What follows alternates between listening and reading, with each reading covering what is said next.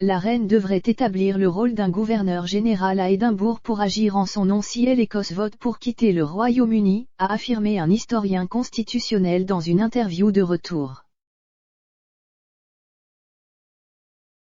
Lors de la campagne référendaire sur l'indépendance écossaise de 2014, les nationalistes ont toujours soutenu que la reine serait toujours « reine d'Écosse » si le pays votait « oui ». Ils ont soutenu que le référendum concernait l'Union des Nations de 1707, par opposition à l'Union des Couronnes de 1603. De telles affirmations ont été confirmées à nouveau par le professeur de gouvernement et de constitution de l'UCL, Robert Hazel, qui a déclaré à Express.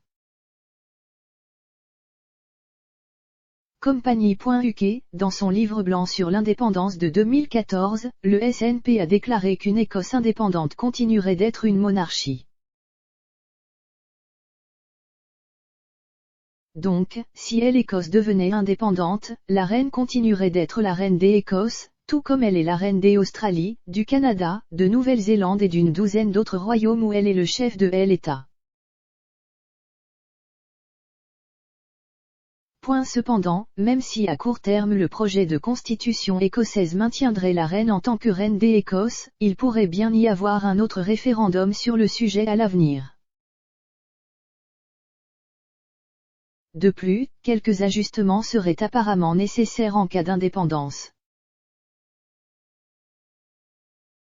Un expert constitutionnel a affirmé que la reine devrait établir le rôle d'un gouverneur général à Édimbourg pour agir en son nom si l'Écosse votait pour quitter le Royaume-Uni.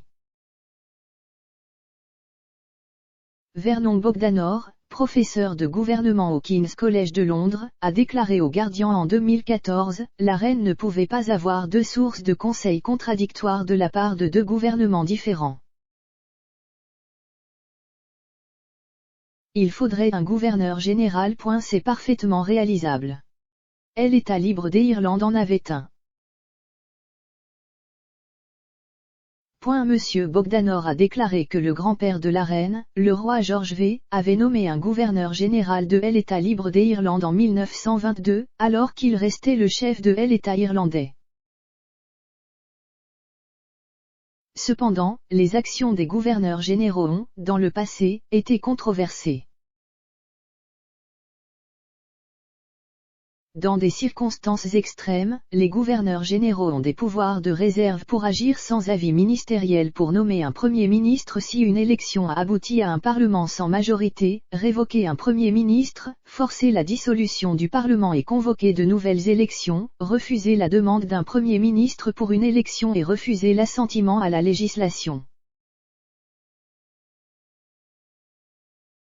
En 1975, l'ancien gouverneur général d'Australie, Sir John Kerr, a renvoyé l'Australien Premier ministre Gough Whitlam, dont le gouvernement avait été affligé par les démissions et devant le blocage de son budget par la Chambre haute du Parlement.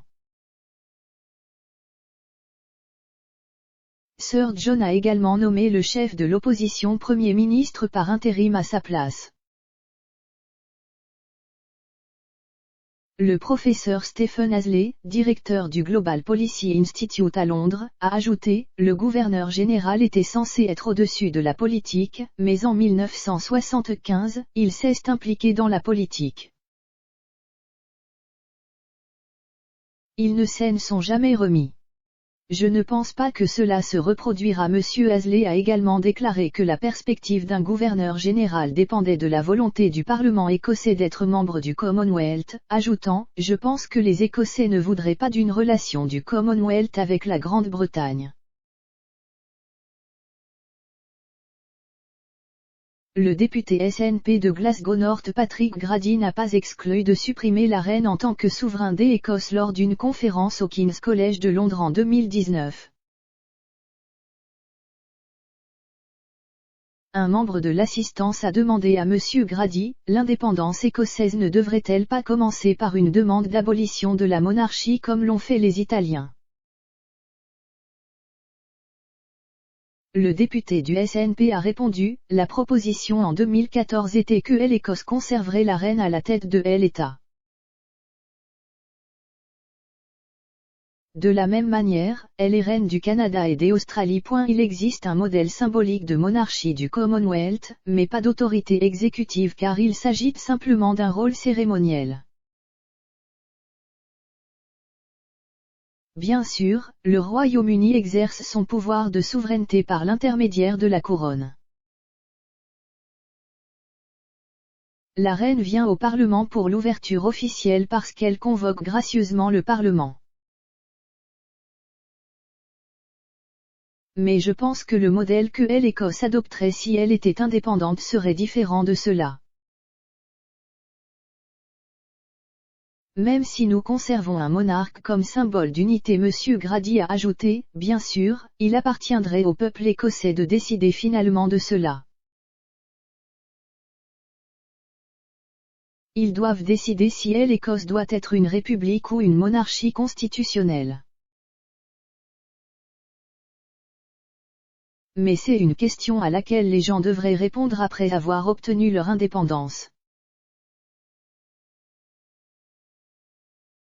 Si les Écossais décidaient de devenir une république à l'avenir, cela signifierait une perte énorme pour la reine, car ses liens avec le pays sont non seulement constitutionnels mais aussi personnels. Le château de Balmoral dans Aberdeenshire est l'une des résidences les plus célèbres de la famille royale, achetée pour la reine Victoria par le prince Albert.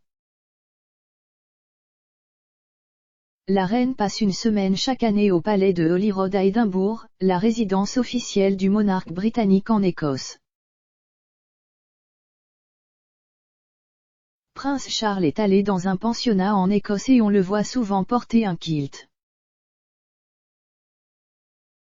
La famille royale a également des titres écossais. Le prince Charles porte le titre de duc de Rothesay, tandis que le duc et la duchesse de Cambridge sont appelés comtes et comtesses de Strathearn.